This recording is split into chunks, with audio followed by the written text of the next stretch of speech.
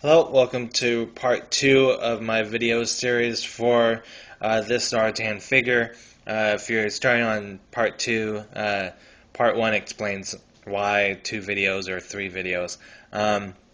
So we'll go ahead and show you Zartan. This is him in what he's supposed to look like for the line, or you can say this is, like they say in the back, this is his native disguise. But it's very classic, I think. It's very much like the Firefly figure or Dusty. I think Zartan, kind of holds some of the same things that he held, for his classic look, but they're still updated and they still make sense, though I think for what the figure is. So that's why we're going to do kind of a comparison here. You have Zartan here as a 25th anniversary figure, and you see he comes with 2 masks. Originally, the 80s figure only came with 1. And it would go in kind of something like this. This is the 25th anniversary one from another Zartan figure, or possibly from one of the Cobra 5 packs. But it's very close to what it was like in the 80s. I'm not sure if it opened the same way, but you'd put the little mask in there. I'm thinking both of these masks can fit in this one. So the fact that you have that where the masks go is pretty much like this Pursuit of Cobra one, where you will see there's a little kind of indention crevice right there. And if it's going to work for me, the idea is that you pop the figure's head in there, and then you put this over Zartan's arm and shoulder and everything, and that way it's very classic reinterpretation. And then here you have him with a hood on to protect him from the sun and all that stuff, so that makes sense. But as you can see with the 25th anniversary figure, he has a hood. So the only kind of differences, I guess, are he doesn't have, obviously, the little swamp skier type thing that this one comes with, and that the 80s one came with. And he's not really that well armored. Pretty much he's just in these pants, but I love the pants, whether it's a painting motif or it's something they were able to achieve with the plastic. I like how it's gray here, and then it kind of melds into this lighter tan brown kind of gray here, and then here. So it's not stripes. They kind of melt into each other. Then you have his stand here that we'll take out of his hand that holds his raptor pretty well. Had to do a few things to his feet because these feet like to close in and they're not so much fun to get on the stand. But if you use like a pin, or lucky for me, I have this stylus for my phone that I just stuck in there and opened them up a little bit. So then he comes with a gun here that is something we saw with the Rise of Cobra figures. And then you have this hooded vest kind of thing that comes off. And you've got some kind of paint wash, black wash. It might be in the plastic. I'm not sure, but I think it's just a paint wash. You have some black kind of medallions on the actual card back. It shows them as kind of a goldish color. You have these gray things here that are kind of like a braided ribbon cloth. And then I like how the gray follows it to the back, and there's even a nice Cobra silver symbol back there. Got a few torn holes in it, which is nice because it kind of meshes with the larger circular hole right there, which is for any backpacks to go into if you should choose to give him a backpack if you don't want him to have his over-the-shoulder type bag. And then we have the swords here, which I think I was calling Washashashki, and I believe I mentioned it in the first video what they are, but they're basically a smaller, shorter, it seems to be kind of a dull katana is what those are. You can put them in two different ways. You can have them where the handle is more inwards, like this, or you can have it like this, where the swords are more point, or the handles are outwards more. I think I like them more on the inner way, like this, because I can just picture him grabbing the swords kind of like that, cross-handed or whatever, and kind of doing that swashbuckling pirate type thing. So then we'll go and show he has some nice armbands and some tan gloves, and they're even on the inside made to look like they've been tied with string right there. So nice again that they're not solid. I like that. There's some color on him. Some people are saying that it's kind of a reddish, tannish, gray. Kind of looks like a little bit of purple, or kind of hard to, kind of maroon, I guess. And that can be, like some people have said, he's not very well covered, so it could be his tan that he's getting from being in the sun.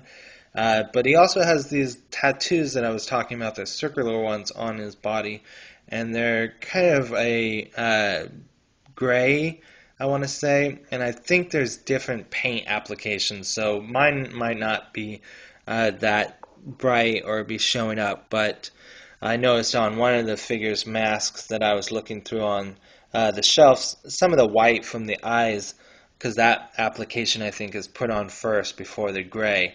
Some of that white was around the outside of his mask here, but not on this one. So with those tattoos on his chest, they might be brighter on some figures. It's nice though, because I think those are more like his implants. Like if you've seen any of the dossiers on the Renegades, hopefully figures, if they don't go too cartoony with them, in my opinion, or just the characters from the cartoon, they have some dossiers and they talk about how Zartan does his kind of chameleon disguises, so that's really interesting. And I basically see these circular things as the implants that are within his skin that allow him to change his skin color and makeup of his face, which is maybe one reason why he has the tattoo. The tattoo's there for while he's, with his fellow bad guys, but maybe that's his implant in his under his skin that allows him to change his bone structure and all that kind of stuff. But that's what's so great about these Pursuit of Cobra figures,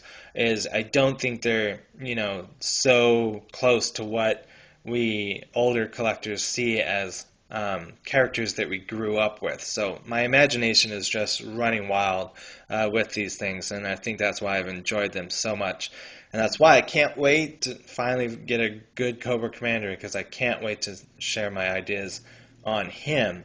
Because usually my imagination isn't that great. So to have all these different thoughts coming into my head has made me really enjoy this line. But enough of that. Let's go ahead and try and change Zartan into his disguise. You go ahead, I think, and take out those Washisashi swords, take off his gun, put on kind of like a jacket, slide his arm through. I think it's also going to help if you pop his head off, which is nice about these 25th and later figures, is the heads are now able to be popped off. You don't have to unscrew the body or anything to get their heads to come off, which if you've ever seen any of the 80s figures, you'll know what I'm talking about. And if you haven't, and that's one reason I talk so much in these videos, is I've been told by many people that even if they don't collect G.I. Joe, they are learning some things from me. Um, so that's why I usually don't call my videos reviews and I just ramble on, but I'm also trying to uh, do my best to educate myself and also educate the people that are watching these videos. So then, meant to put on his sandstorm head and then the goggles.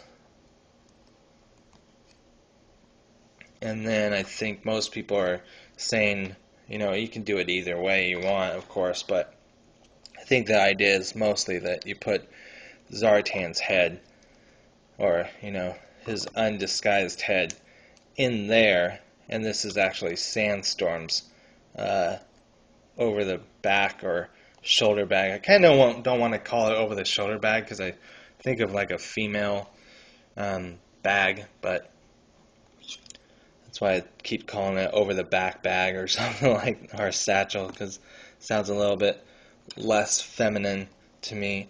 But anyway, so that, if I'm doing it right, is your disguise for Sandstorm.